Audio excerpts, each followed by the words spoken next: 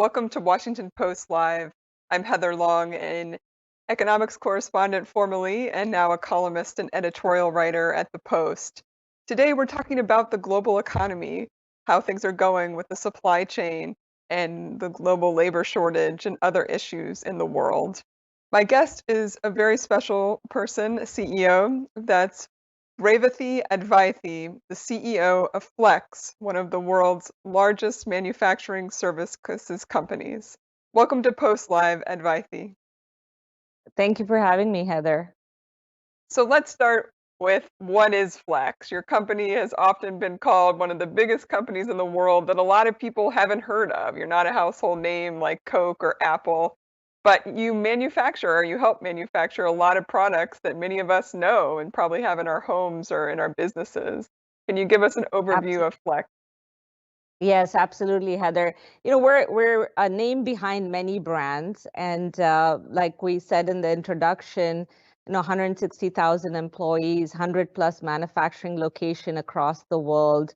We're around a $25 billion company, and we make everything from networking, switching, coffee machines to medical devices to very complex autonomous car parts.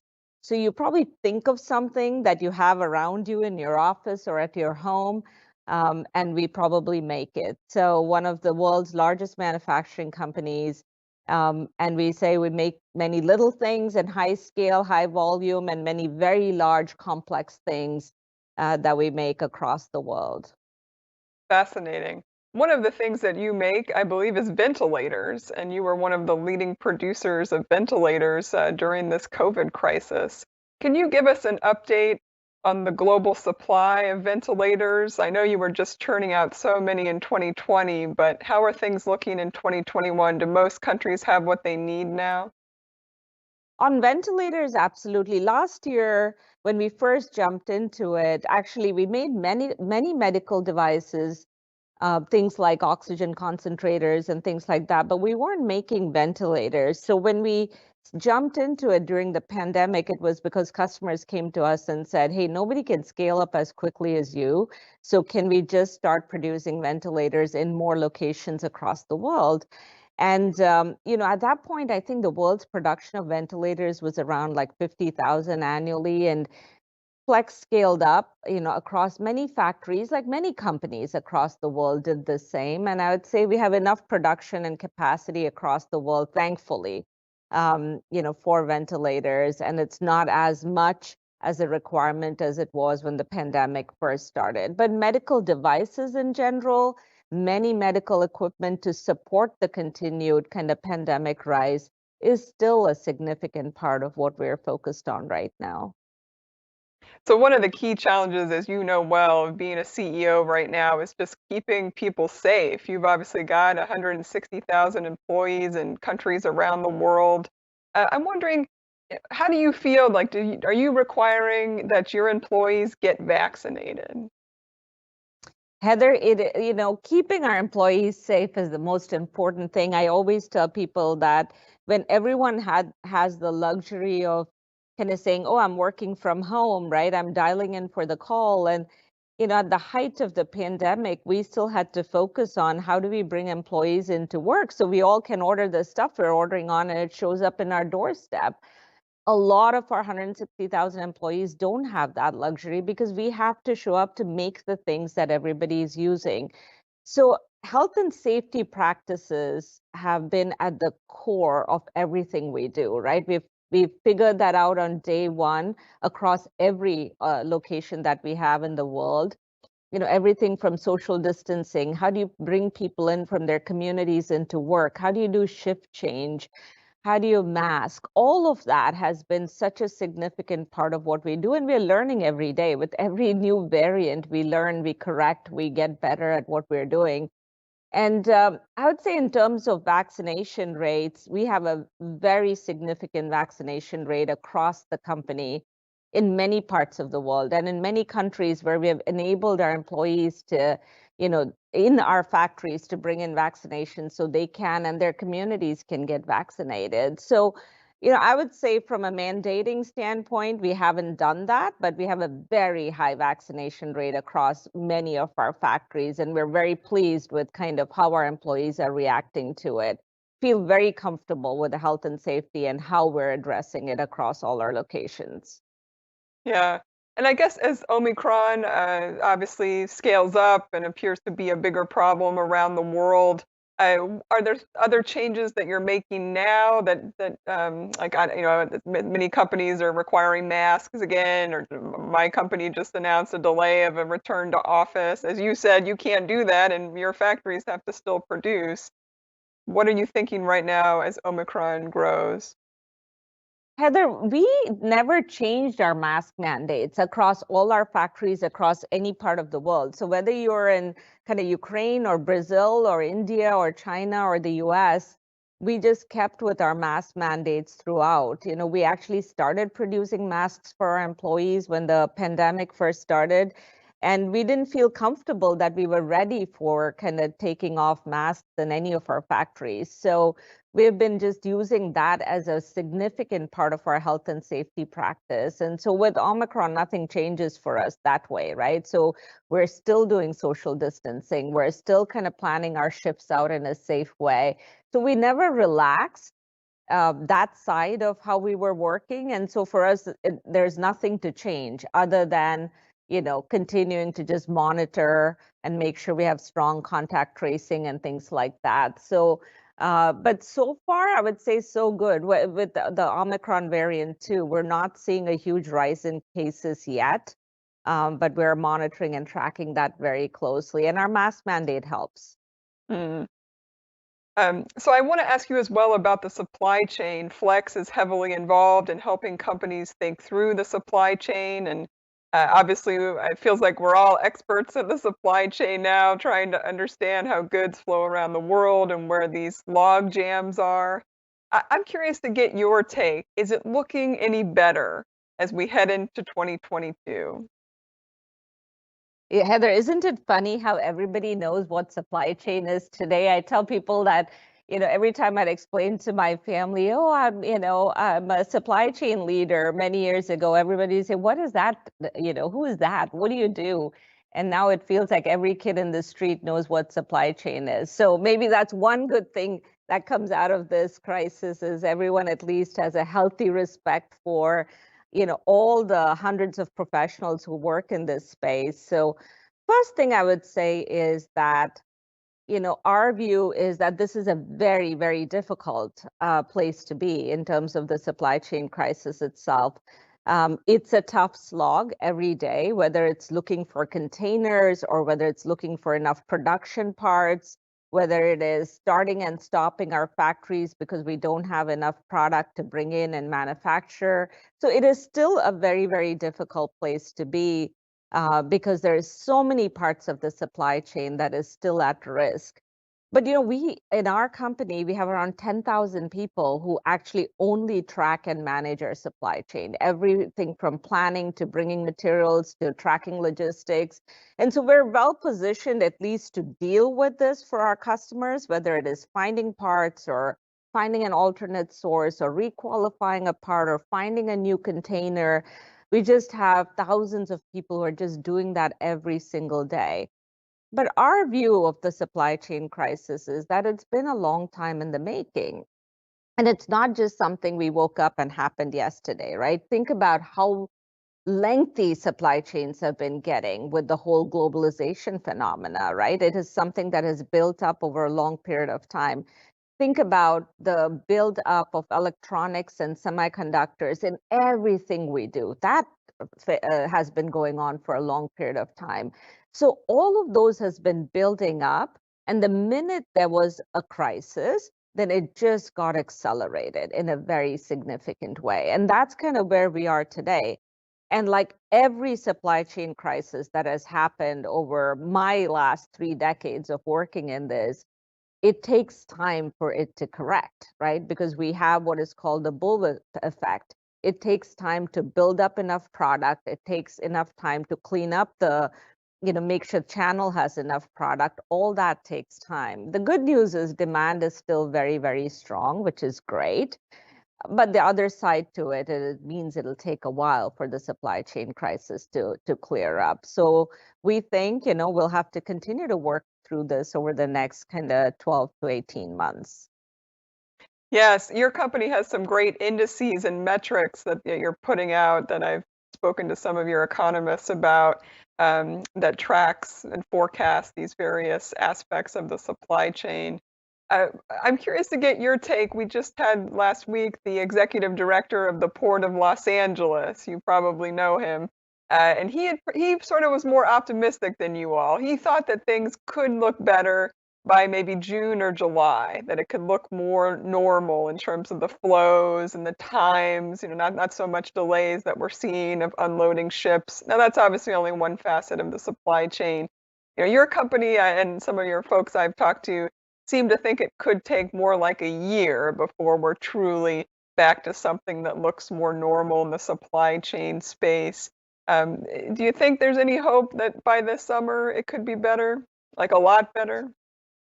Heather, I listened to your interview, right, of John, and I would say that there's like just like you mentioned, there's many aspects of it, right? Let's start from, first is, are we getting enough raw materials? Second is, are we bringing all those into semiconductor factories or electronics factories, and is there enough capacity to build what we need, right? Third is there enough shipping and logistics capacity to transport what we need? Then is there enough capacity to unload everything in the docks? Then are there enough truck drivers to bring those across everywhere we need? So there are many aspects of how complex they are. And he's talking about one aspect of it, which is, the loading, unloading of containers, the speed at which we can do that. And I'm sure, that will clear up sooner just because it's a question of capacity.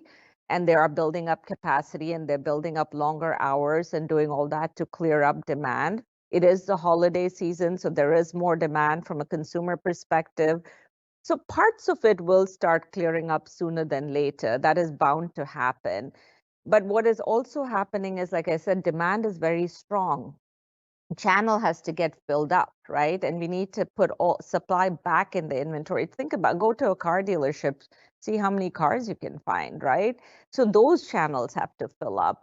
So that's why when we say that it'll take longer, I think our view is that for it to correct and come back to normalcy, all aspects of this, will take a little bit longer. But ask 10 different experts, you're going to get 10 different answers. I'll tell you that I tell people I'm stopping predicting at what point does this get better. We just have to kind of, work through it every single day. But every one of these supply chain crises goes through this bullwhip effect, and we're kind of in the middle of that.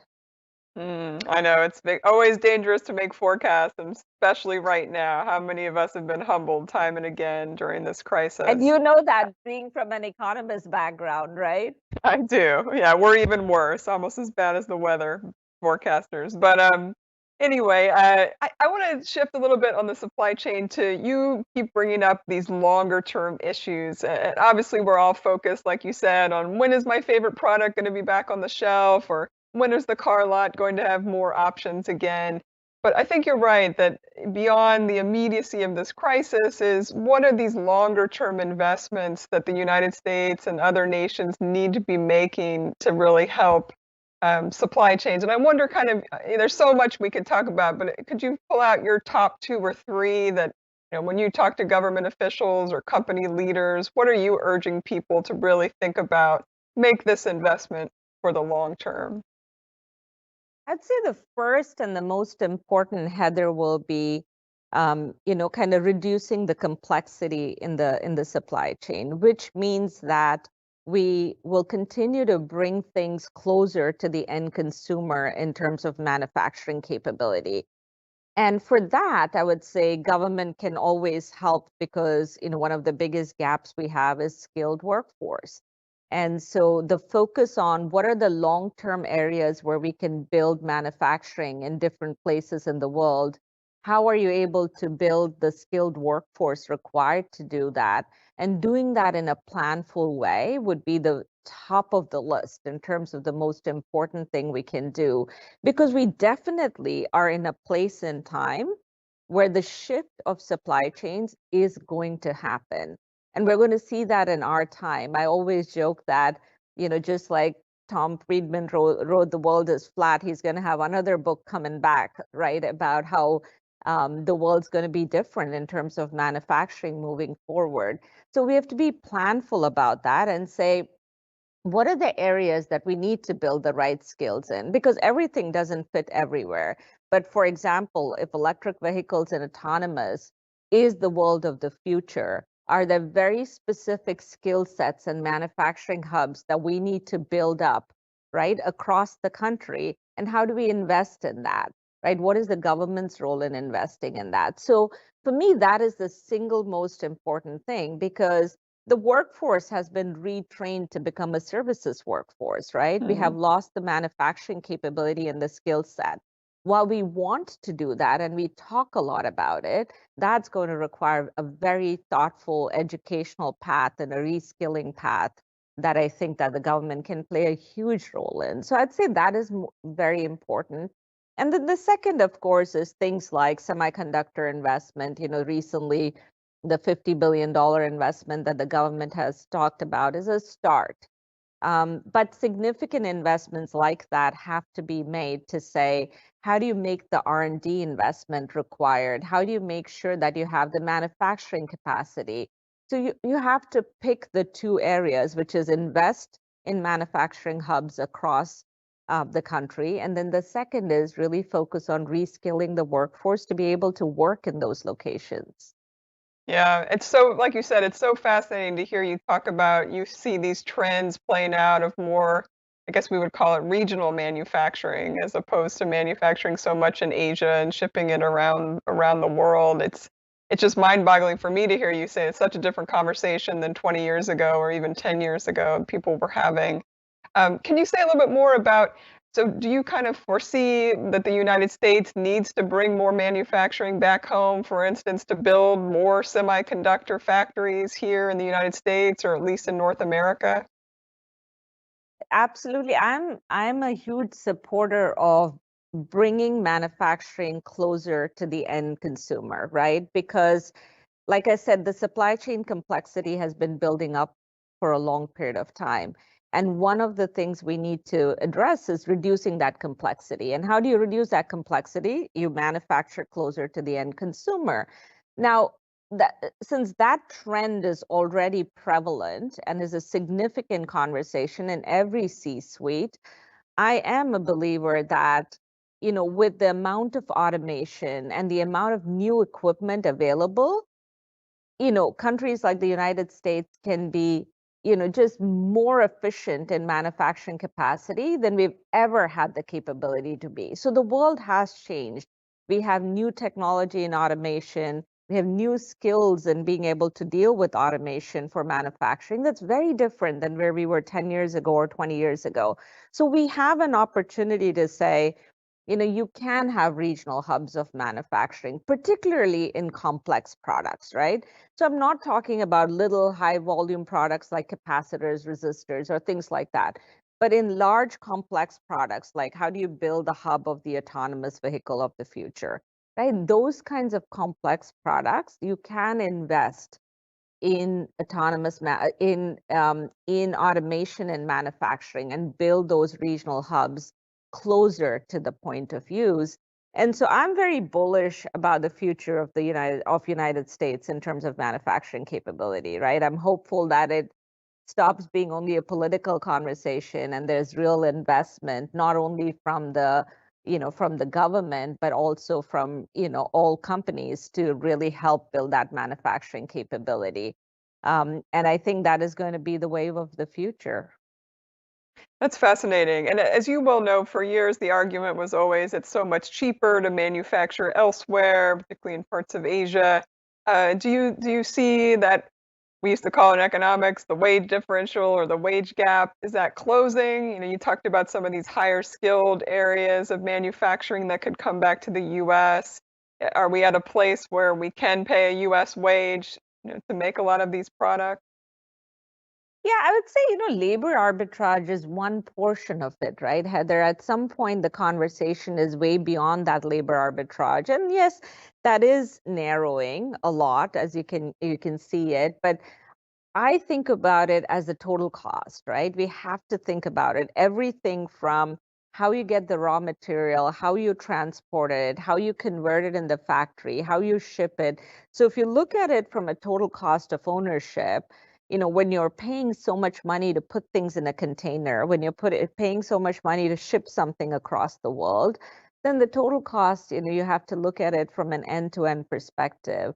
So labor inflation, labor arbitrage is one portion of it, and it is becoming a smaller portion of the overall complexity. Look at the amount of money we're paying in managing this type of supply chain risks and supply chain resiliency. So if you take the long view of this, and don't look at it only from a labor perspective, I think you could reach different conclusions.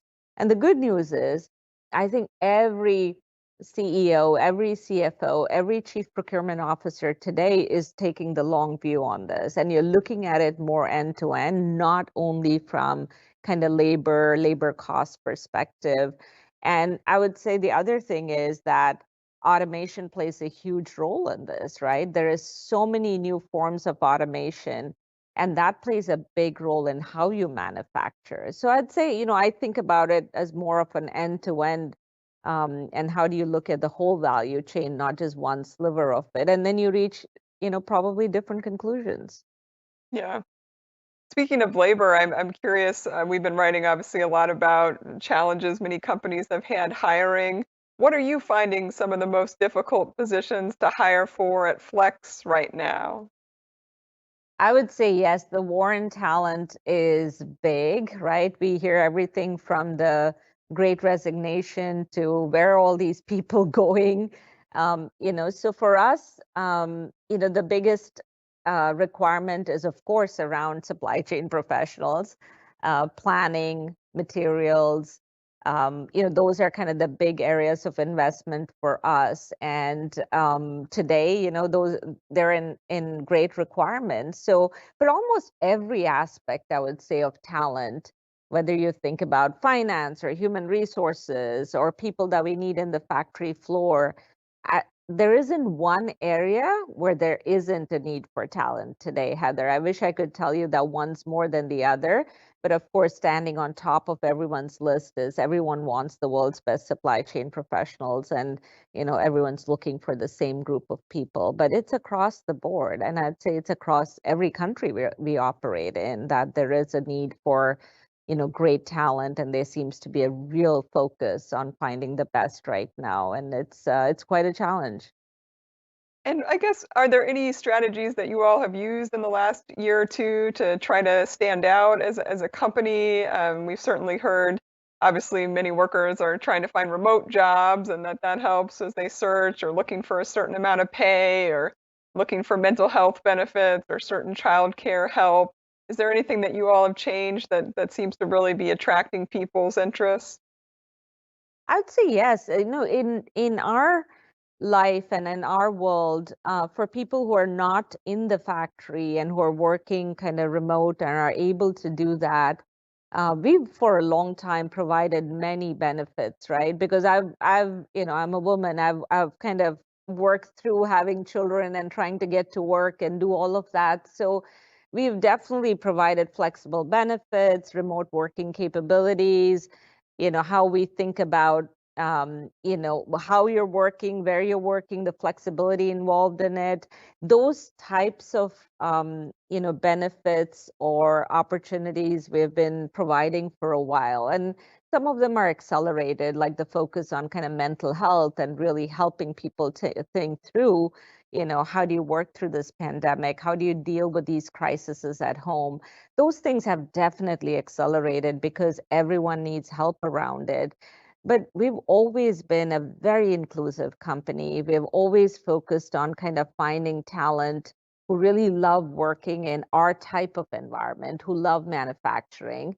But flexibility, remote work, benefits like that has been always kind of the cornerstone of Flex. So My view is that people who come to work for us kind of love manufacturing, right? That's why they want to be with us. But all the other things around it, we provide, and it's kind of part of our DNA. I'm curious to get your take. You mentioned the great resignation or whatever people want to call it.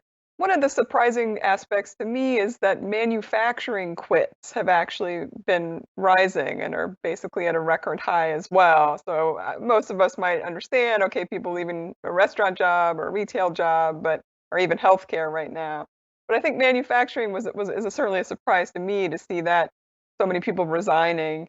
What do you think's going on in the manufacturing sector that workers are rethinking this role?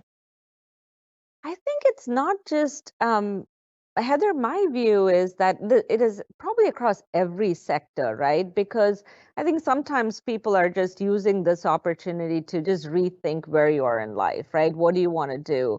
Where do you want to spend your time? And I think that's a phase we're going to go through. Doesn't matter whether you're in a restaurant job or whether you're manufacturing or whether you're in tech. I mean, doesn't matter which aspect of kind of the world you're in and the function you're in and the kind of job you're in.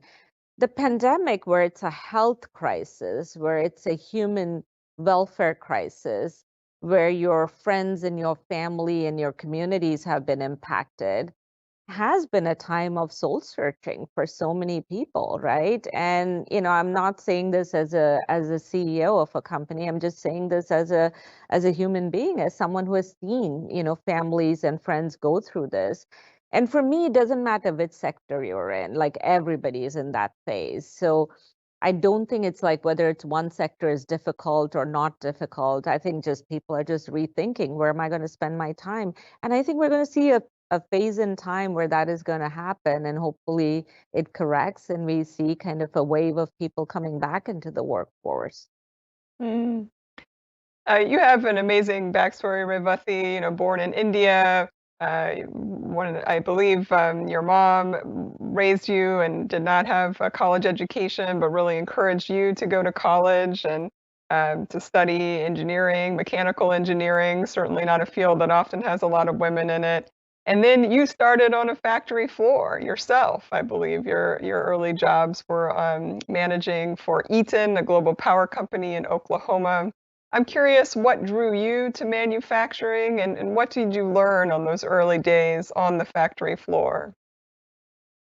Heather, first, thank you for that question. Yes, I lost my dad pretty young. I come from a family of five girls. A lot of credit to my mom to making all of us go through a college education and really pushing us to, get to the best form of ourselves. I'd say I chose mechanical engineering because I thought, it was very hands-on then. I was the only girl in the class of a whole bunch of boys at that point in time. But I just liked things that were hands-on. And even then in 1990, when I graduated, the wave into IT was significant, right? So I had a lot of friends that I knew who moved into the IT space. I just liked things that were hands-on. I liked watching things being made. And, I fell in love with it in my first job in a factory floor in Shawnee, Oklahoma, and where we made, kind of pumps and motors, and just watching things being made, the complexity of it, the human element of the work that goes into it, just kind of was my passion. I just fell in love with that, and never moved out of, kind of being in the industrial space and being in manufacturing. And that's just been my whole life. And, I'd say you have to be in manufacturing to really understand it and to love it, right? It's like, that TV show, How Are Things Made? I don't know how many people watch it, but I love watching that show because it's just fascinating to watch how things are made. And, I've been fortunate to work in many different end markets, many different areas of manufacturing across the world. Like lived and worked in China and in Europe and in the US and of course India. And I'd say that in 30 years, we've seen so much change, right? We went from being very manual manufacturing to highly automated manufacturing. We have seen real-time changes in manufacturing. So I just have a passion and I love this space. And so it also does help that there are so few women that you do get noticed, right? So I hope this is a call out to more women to join this space. Well, thank you so much for joining us, Revathi, and we really appreciate your passion for manufacturing. I hope you get on an episode of How Things Are Made one day. I would love that. Thanks, Heather, so much for your time. Really enjoyed it. That's all the time we have for today for the global supply chain, but we have a lot more events coming up and fascinating discussions. Check us out on WashingtonPostLive.com.